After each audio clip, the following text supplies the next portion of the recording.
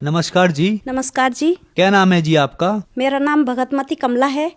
कहाँ से आए हैं आप? मैं राजस्थान अलवर से हूँ। बहन जी आप क्या करते हैं? मैं गवर्नमेंट स्कूल में कार्यरत हूँ और मैं सीनियर टीचर संस्कृत से हूँ जी। संत रामपाल जी महाराज से आपने नाम दीक्षा कब ली? नवंबर 2013 में ली थी। संत रामपाल जी महाराज से नाम दीक्षा लेने से पहले क्या आप कोई भक्ति साधना करते थे? हाँ जी सर, मैं भक्ति करती थी। मैं शिव जी की भक्ति करती थी जन्म से ही, और उसके बाद नवरात्रा करने लग गई। उसके बाद मैंने हनुमान जी की भक्ति की, और उसके बाद सभी देवी देवताओं की, जैसे कि पारंपरिक तरीके से करते आ रहे थे पूर्वज, उनके अनुसार हम पूरी भक्ति किया करते थे। और राधा स्वामी में भी मैं 2 साल गई थी, उनकी भी भक्ति मैंने की थी। बहन जी जैसा कि आपने बताया कि आप बचपन से ही भक्ति के माहौल में रहे, आपने भक्ति साधनाएं की, सभी की, शिव जी की, दुर्गा जी की, राधा स्वामी डेरा, ब्यास भी आप गए। तो आप इतनी भक्ति साधना करते थे, तो उन सब से आपको क्या लाभ प्राप्त हुए? सर, मुझे उन भक्तियों से कोई लाभ तो हुआ नहीं, उसकी जगह मुझे बहुत हानि उठानी पड़ी। जैसे कि मेरे बेटे को काले कपड़ों में एक औरत दिखा करती थी, और वह बहुत डर जाता था उससे। उसके कारण हम परिवार में बहुत दुखी रहने लगे।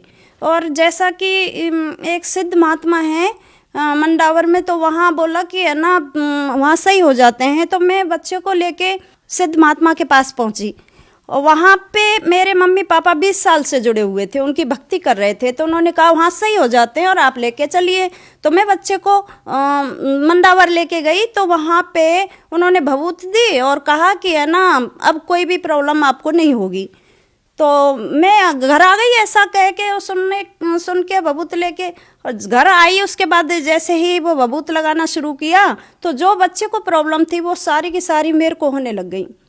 और इतनी परेशानी होने लगी कि कहता था कि मैं जिंदा हूँ। शुरू में तो उन्होंने कहा कि है ना, ठीक है, जो भी कहोगे वो सारी काम आपके होते जाएंगे।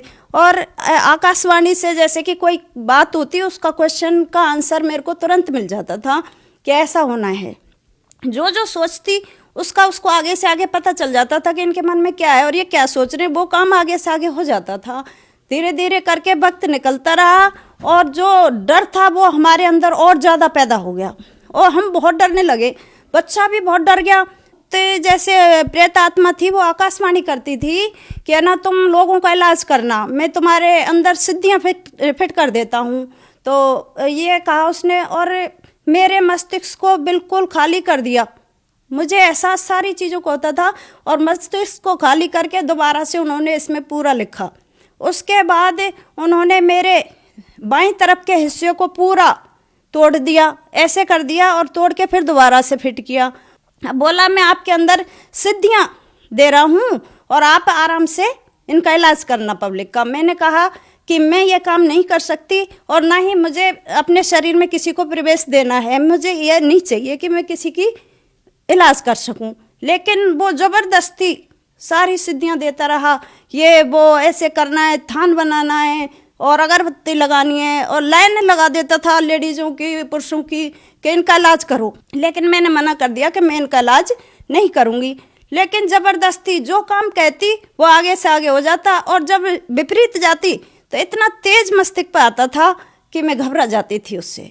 उसके बाद धीरे धीरे सब चलता रहा, सिद्धियाँ आने लग गई, पता चलने लग गया ऐसे हो रहा वैसे। ऐसे ही आकाशवाणी से 1-1 घंटा बात हो जाती मेरे को और मेरे बेटे को भी। बहुत डरते रहे, और हम वहाँ जाते रहे कि, और डर के कारण उन्होंने और पूजाएं भी शुरू करवा दी हमसे। सुबह नहा धो के दीपक लगाती, सारे काम करती, और परेशानी और ज़्यादा ही बढ़ती गई। और बढ़ते बढ़ते ऐसे कि रात तो मैं जैसे ही मैं सोने जाती बिस्तर पे, तो जाते जैसे ही मुझे गहरी नींद आने लगती, तो हिल हिल के, और चारपाई भी हिलने लगती, बेड भी हिलने लगता, और मेरी नींद पूरी खुल जाती थी। और रात भर जागती थी मैं। फिक्स टाइम था कि 11 बजे जैसे सोने जाती, नींद खुल जाती। फिर मेरे को 2:30 बजे, रोजाना 2:30 बजे एकदम झटका लगता और नींद खुल जाती थी। और मैं इतना परेशान होती, और लेकिन रात भर जागने के बावजूद भी मुझे यूँ नहीं लगता था कि मैं सोई नहीं हूँ। यह सब कुछ होते करते हुए चलता रहा। ऐसा लगता था कि मेरे साथ 2 शक्तियाँ हैं जो काम कर रही हैं।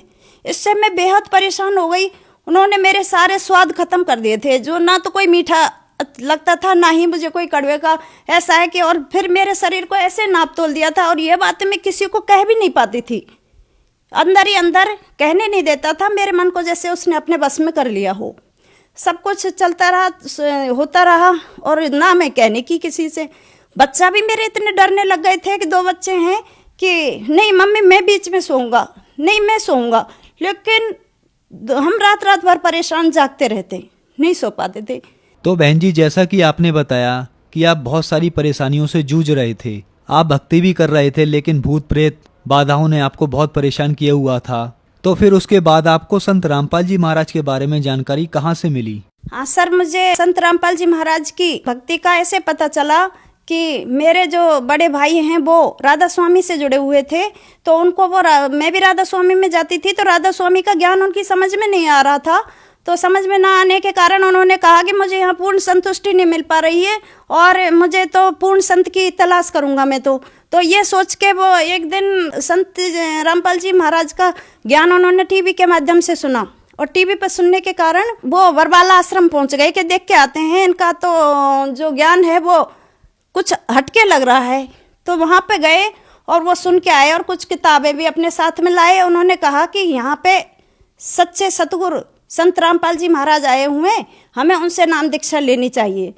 तो किताब पढ़ने को मेरे लिए भी दी, लेकिन मैंने हंस के कहा कि नहीं, मुझे गुरु नहीं बदलना, और जैसे भी हैं ऐसे थोड़ी ना गुरु जगह जगह बदलते हैं, बनाते हैं, जो भी है ठीक है। तो मैंने ये कह के किताब, ठीक है बड़ा भाई होने के नाते मैंने ली जरूर थी, लेकिन उसको खोला भी नहीं, मैंने नहीं पढ़ा पूरा, और रख दिया उसको। उसके बाद मुझे परेशानियां तो चली रही थी। तो स्कूल जाती थी, तो एक सर हैं उनसे मैंने वो किताब ली, दोबारा से ज्ञान गंगा किताब थी एक सर के पास, वो लेके हम 2 मैडम हैं, उन्होंने पढ़ के थोड़ा बहुत ही ज्ञान समझ में आया। लेकिन मुझे और भी भयंकर डरावने भूतों के ऐसे सपने आने लगे जिनसे मैं रात रात भर नहीं सो पाती थी। तो मैंने कहा रामपाल जी महाराज के शरण में ही चलेंगे। तो रामपाल जी महाराज की शरण में तो मेरे हस्बैंड भी तैयार हो गए कि ठीक है चलते हैं। और चलते वक्त जैसे पूर्णमासी को सत्संग होता था, तो उनको निकलते ही कि हम घर से, उनको बहुत तेज फीवर हो गया, और उस टाइम हमको काल ने रोक दिया, हम नहीं जा पाए। अगली पूर्णमासी को हम दोनों हम और दोनों बच्चों को लेके मैं गुरुजी के शरण में गई। तो उससे पहले रामपाल जी महाराज मेरे पिताजी के वेश में घर आए, और उन्होंने कहा बेटा तेरे से अब भी नहीं चला जा रहा क्या, पक्की सड़क बना दी है चल। तो मेरे आगे आगे झाड़ू लगाते जा रहे थे गुरुजी, और कह रहे थे कि चल अब भी नहीं चला जा रहा तेरे से, अब तो चल। तो ऐसे डांट के मैं दूसरे दिन ही रामपाल जी महाराज की शरण में पहुंच गई थी। बहन जी, आपने बताया कि आप बहुत परेशान थे, फिर आप संत रामपाल जी महाराज की शरण में आए। तो क्या संत रामपाल जी महाराज की शरण में आने के बाद आपकी वो परेशानियां दूर हुई? संत रामपाल जी महाराज की शरण में जाने के बाद मुझे बहुत लाभ हुए। जैसे ही मैंने भक्ति स्टार्ट की, तो धीरे धीरे करके मुझे परेशानियां खत्म होती गई। जैसे मैं असुर निकंदन किया करती थी, जब मुझे प्रथम नाम मंत्र मिला हुआ था, जैसे ही मैं बैठती तो मुझे जाने कितने ही सपने हकीकत के जैसे दिख जाते थे। कभी दूध उबल रहा है, कभी कुछ हो रहा है, तो मुझे वो असुर निकंदन भी इस तरह से नहीं करने देता था। फिर धीरे धीरे करके ये सारी समस्याएं दूर होती गईं, और इसमें करीब मेरे को जब तक सतनाम नहीं मिल गया तब तक मेरी ये समस्याएं खत्म नहीं हुई। और संत रामपाल जी महाराज से सतनाम मिलने के बाद मेरी जो भूत प्रेत की समस्याएं थी और भी बाधाएं थी, बच्चे डरते थे, वो सारी की सारी समस्याएं समाप्त हो गईं। और जो मेरा बेटा है, बड़ा बेटा है, उसको परमात्मा तत्वदर्शी संत रामपाल जी गुरु महाराज सतलोक लेके गए, और ब्रह्मा विष्णु महेश सबके लोक दिखाए, और तत्वदर्शी संत रामपाल जी गुरु महाराज की कृपा से उसने सतलोक देखा और सारे नज़ारे दिखाए, और संत रामपाल जी महाराज कबीर परमेश्वर के शरीर में फूल पर एक हो गए वहाँ जाकर। बहन जी, आपने बताया कि आप संस्कृत के सीनियर टीचर हैं, तो आपने संत रामपाल जी महाराज का ज्ञान सुना होगा, पढ़ा होगा। तो मीडिया के तथा कुछ आर्य समाजी लोग ये कहते हैं कि संत रामपाल जी महाराज संस्कृत नहीं जानते। क्योंकि आप संस्कृत के सीनियर टीचर हैं, तो इसके बारे में आप क्या कहना चाहेंगे? मैं यही कहना चाहूँगी कि जो संत रामपाल जी महाराज ज्ञान देते हैं वो बिल्कुल सही और स्पष्ट भाषा में देते हैं, लेकिन इसको समझे या ना समझे उनकी समझ पर निर्भर करता है। एक एक शब्द का खोल खोल कर वो अर्थ बताते हैं, और उसमें बिल्कुल तनिक भी गलती नहीं है, उसमें सारे शब्दों का स्पष्ट शब्दार्थ 7-7 डिक्शनरियों से मिला कर भावार्थ किया है। कहते हैं दुनिया की संस्कृत नहीं जानती, संस्कृत के अच्छे अच्छे विद्वान लोग आज तक उन गीता का, उनका श्लोकों का अर्थ स्पष्ट नहीं कर पाए।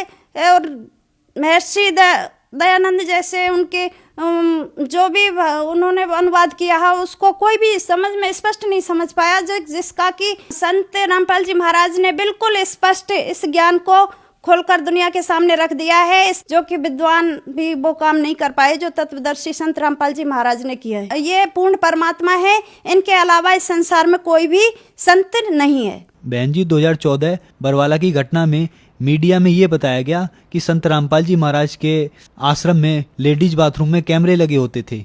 इसके पीछे क्या सच्चाई है? आप संत रामपाल जी महाराज के आश्रम में 2013 से ही जाते थे।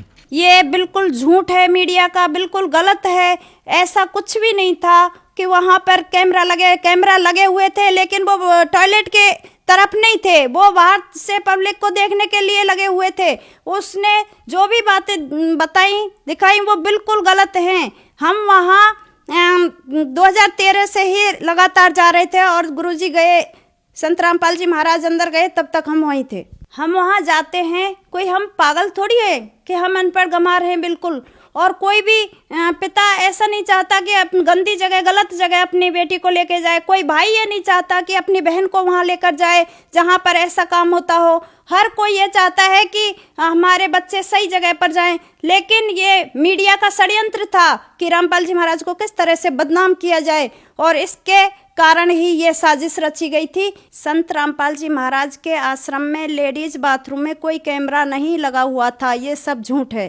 बहन जी, आपने बताया कि संत रामपाल जी महाराज की शरण में आने के बाद आपकी जो बहुत सारी परेशानियां थी वो सारी दूर हो गई। तो जो श्रद्धालु आज आपको देख रहे हैं उनको आप क्या संदेश देना चाहते हैं? मैं संदेश तो क्या विनती कर सकती हूँ कि ये पूर्ण परमात्मा कबीर साहेब के रूप में संत रामपाल जी महाराज आए हुए हैं और इनकी शरण ग्रहण करो और अपना कल्याण करवाओ। बहन जी, संत रामपाल जी महाराज की शरण कैसे ग्रहण कर सकते हैं? संत रामपाल जी महाराज के प्रवचन टीवी पर कई चैनलों के माध्यम से आते हैं और उसके नीचे एक पट्टी चलती है, उस पर मोबाइल नंबर आते हैं और मोबाइल नंबर पर संपर्क करके और नजदीकी नामदान केंद्र से दीक्षा ग्रहण कर ले। धन्यवाद जी। सत साहिब।